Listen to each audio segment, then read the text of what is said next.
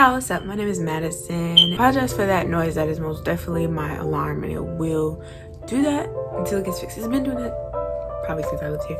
Anyway, today I decided to do a sort of little quarantine book haul because I'm gonna be back in school in about a month or two. So about a month later, I decided to edit this.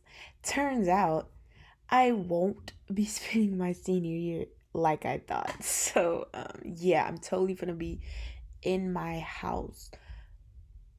Hopefully I will be on campus next year. But yeah, everything I'm talking about me being all productive or whatever just didn't happen. I'm trying to do it now. My soccer season got postponed. Everything is just blech. Like, I hope I'm able to, I don't know. I feel like I need to be doing something. So, yeah, I really thought, I thought that, okay, I was thinking, okay, July, yeah, everything will probably be still a little bit closed, but I was thinking we would at least be going to school, but nope, our rates are peaking. So, yeah, yeah. And I could say I spent well over $1,000 on just things during this period of time. I was using shopping as sort of a mode of entertainment and delight because it seemed like every time you press the click, like it's just, you get some sort of sensation. But then once you look at that account, it comes back. But while you're doing it, it's like totally worth it. I have also decided to delete Amazon because I realize I am totally addicted. Prime will get you. It will. I feel like Amazon was the thing that was sort of fueling my just online shopping addiction. I would go on all these different websites, I'm sorry for that thing again. I need to change it. Anyways, make long old lists and be like, I'm gonna buy this, read this, ooh, this shirt, this, yeah. And I looked at my bill and I spent a good $10,000. So you didn't hear the letter I just said. Anyways, I said letter. Oh, illiterate. I can't speak. Anyways, the number, it was most definitely over 10 G's. Most definitely. So yeah, I deleted Amazon. Until you look. Just don't look. I've come to the conclusion that it's better to not look. The first book that I got is Let Me Hear a Rhyme by Tiffany D. Jackson. It is a hip-hop based YA book. I love hip-hop based YA books.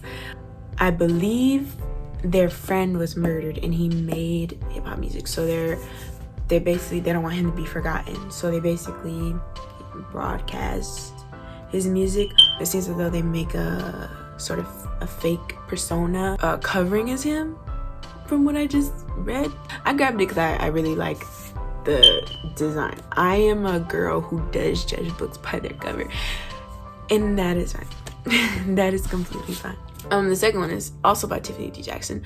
Monday's Not Coming, which again, I'm not exactly sure. I think it's a thriller type book.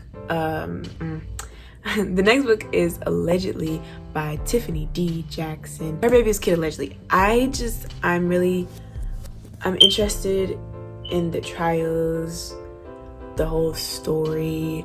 It seems it's like a mystery, psychological type book. The next book that I got was a manga, Kitchen Princess. I'm sort of getting back into my middle school interests.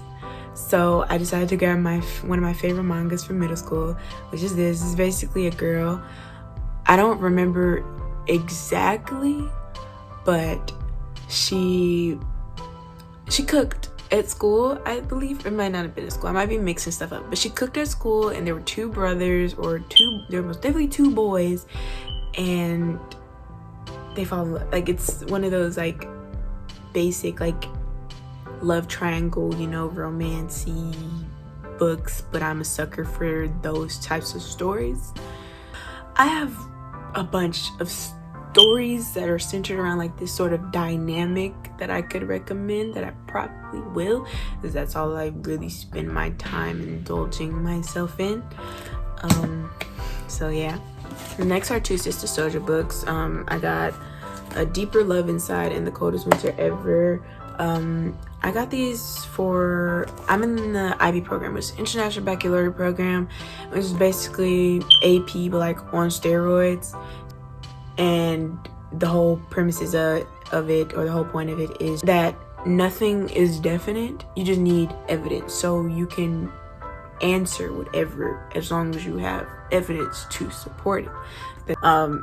Yeah, so this was for a required essay, CEE, or values through these characters, how she communicates things such as materialism and parental influence and the downfalls of African American communities, things that she has seen in women who she has spoken to in her meetings, in her speeches, and her commencements, just through life, through her journey, through traveling, through her seminars, just people who she spoke to and experienced and encountered these women. Sort of, they both are, this is a juxtaposition to this.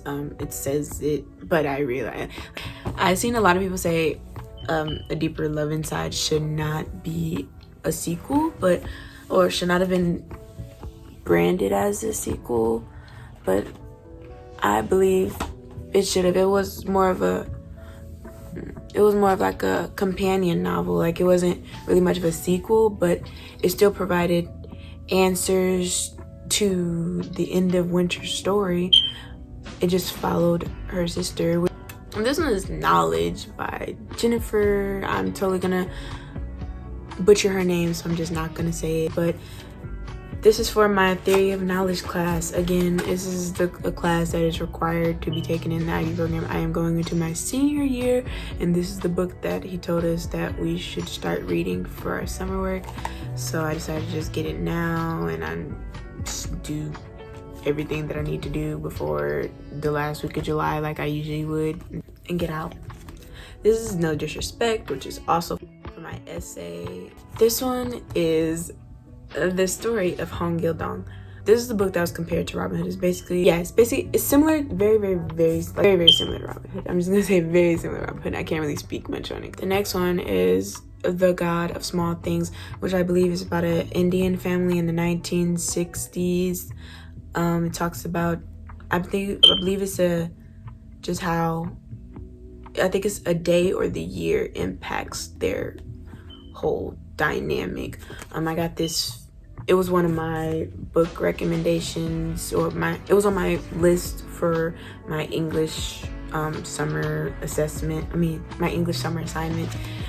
This one as well, but I couldn't really choose which one to get, so I got both of them. Both of them seem very interesting. I'm hoping that this is, it reaches my expectations, because I think I'm going to enjoy this. I think. And in Americana, I think this is about, two Nigerian, it's a Nigerian couple, boy and a girl. I'm not exactly sure, they're both trying to get to America, but one of them ends up being able to get to America, and the other one ends up in like England or something. So it sort of follows their journey as well. I read a book by Gloria Child, not American Panda, but she has another book. I forgot what it's called. I'll probably put a picture, title, or link it below or something. But it was sort of her retelling of The Butterfly Lovers, and that's how I found out about it. She put her own little spin to it. I believe The Butterfly Lovers is connected to the marketplace in China with that sort of, or maybe she just tied it into the story. The marketplace in China that sort of sells women. They're called leftover women, I believe. And he's like, oh yeah, you marry my daughter because she's gonna be lonely and haggard her whole life. Like, she's gonna be lonely, and like it'll be 30-year-olds. They're posted literally, it's like a matchmaking like area, and I'm not exactly sure if the Butterfly Love is connected to it, but she connected it to it in her retelling of the story. This book is called Parachutes by Kelly Yang. I think it came out like a day ago. I'm on Amazon. I pre-ordered it. I don't know how long it's been. It hasn't been a day ago. It's been about a week. And this book is full of scams and lies and just cheating. But it's shown that America isn't any much better. Like, they're not, what they're running away from, where they're running into isn't much better than where they already are. Like, this book basically shows that, like, there's a representation of the grass ain't greener on the other side. Basically, that's what the whole theme premise of this book is. But I don't want to spoil much of the story. Just Danny does debate, and Claire is there because of the Chinese exams. She basically didn't want to cheat, and her parents was like, oh, okay, so you're just gonna go to America and have a better chance at scoring higher on your senior exams. And colleges would be like, oh yeah, foreign education, yeah. So one of her Goodreads comments said, Gospel Girl meets Speak, which I can see. So yeah, it's really good. It's really, really good. I recommend it. Currently it's 3.5 out of 5, just because I haven't no emotions, or I haven't been like really like, whoa, oh my god. But it's not bad. I have not reached a conclusion yet. I feel like once I reach a conclusion, that 0.5 will become a 4. But as of now, it's a 3.5. Next is The Girl Who Gave the Sea Back. I got this because it was a sequel to one of my favorite books, Sky in the Deep. I'm not exactly sure who it's following. I don't know. I just know it's a sequel to Sky in the Deep, and that's one of the only reasons I got it. That was by Adrienne Young. Sky in the Deep was amazing, and I also got Talk to Me in Korean. I'm on level 2 now. I got a textbook and I got a grammar book. So yeah, I believe that was it. I most definitely have bought way more than just books, but I was like, nope, I'm going to show the books because I want to make book videos. Thank you for sitting through that. Peace out. Hashtag My Life Matters. Hashtag Black Lives Matter.